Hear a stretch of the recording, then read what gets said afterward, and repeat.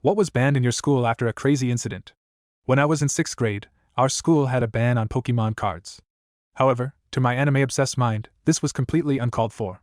So I started a group. It was small at first, just a handful of my friends. We pretended to have Pokemon, and would stage imaginary battles during recess, or in the hallways between classes. We had a loose system of rules, mainly a point system based on who won.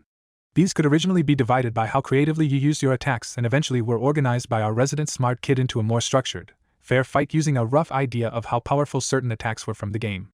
You basically had to decide at the beginning of the day which attacks your Pokemon would know, and if you messed up and picked something dumb and useless, you would probably lose. Eventually, there were about 15 of us playing, not really disrupting anything, but the original 5 of us became gym leaders, and were allowed to have 2 Pokemon. Soon, word got around the school that there was a cool Pokemon group during recess, and in the span of one day we added about 30 kids to our group. By the end of the week, we had over 100. This is where it gets real.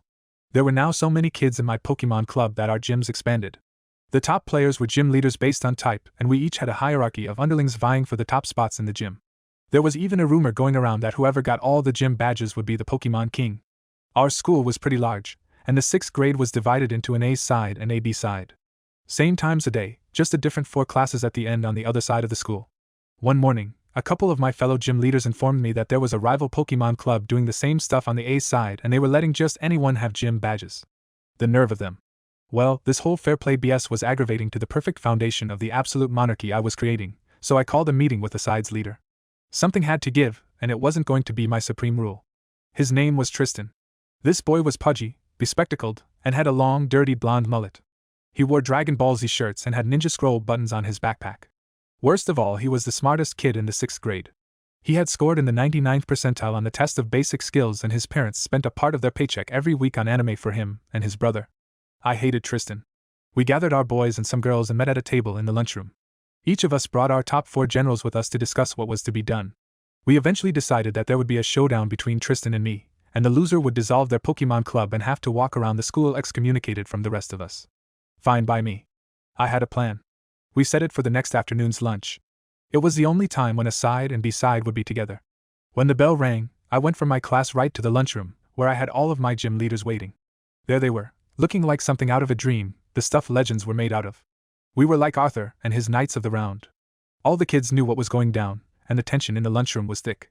Even the lunch ladies seemed nervous as they saw the quiet our future skirmish had brought to our battlefield. Tristan was wearing a blue Sailor Moon jacket with a Felix the Cat t-shirt underneath. I was wearing something forgettable, but I had a tight grip on a piece of paper in my hand. As we entered our makeshift battle circle, the largest spot where 2 tables weren't touching, Tristan spoke. "I'll be using Zapdos and Gyarados," he bellowed, holding up a picture of the 2 of them that had been crudely forged together using MS Paint. I was in awe of his abilities, but his emphasis on both DOS steeled my reserve. I let Tristan spend his WOT on his speech. He was smart, and showed it off with his use of words that even now I'm not sure if they were real. He informed everyone of the fight about to happen, and what that would mean for the rival groups. At this point, most of the kids in the school were involved in our clubs, which is a staggering achievement. The hushed silence was pregnant with anticipation as he finished, and all eyes turned to me for my rebuttal. I savored that moment. I knew I would defeat him. I had a trump card. But then it hit me. I had a great idea. Greater than the one my stupid subordinates had previously cobbled together.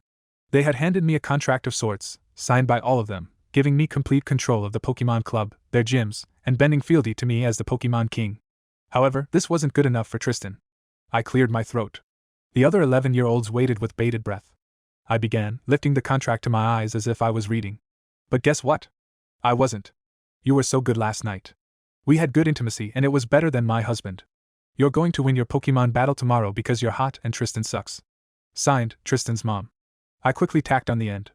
P.S. Tristan likes guys. The immediate laughter was music to my ears. Hundreds of tiny, prepubescent cackles filled the lunchroom. Some kids started clapping. Others cheered. It didn't matter now. He couldn't win, as I had effectively destroyed his character and reputation. The battle was over before it even started. Eventually, the entire 3rd floor could hear the rumble of applause emanating from the cafeteria. I took a dramatic bow in front of my adoring fans, knowing I had bested my rival. Then I felt an intense, blinding pain and collapsed backward over one of the tables. Tristan had tackled me and was attempting to hit me but didn't really know how. He was heavy, however, and it was hard to breathe, so I bit him in his breast. The applause had turned to, "Who's in chance of kill him?" and so forth. Eventually, We were pried apart by administrators and sent home. I received a 3-day in-school suspension once I returned on Monday, and was grounded all weekend. As I walked proudly from the entrance to Mr. Matlock's office that morning, I noticed paper signs all over the walls. No Pokemon acting groups. Any student caught pretending to be Pokemon will be